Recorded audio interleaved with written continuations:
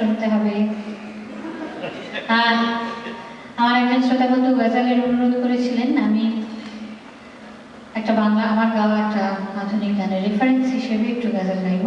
নচিকেতার কথায় শুনে আমার প্রথম দিককার প্রকাশিত অ্যালবাম ফিরে দেখা থেকে যে গানটি গাইব, সেই গানটি অ্যাকচুয়ালি একটি গজল আঙ্গিকের গান এবং নচিদার কাছেই শোনা যে অনেকগুলো গজল শুনে ইন্সপায়ার হয়ে উনি এই গানটি কম্পোজ করেছিলেন।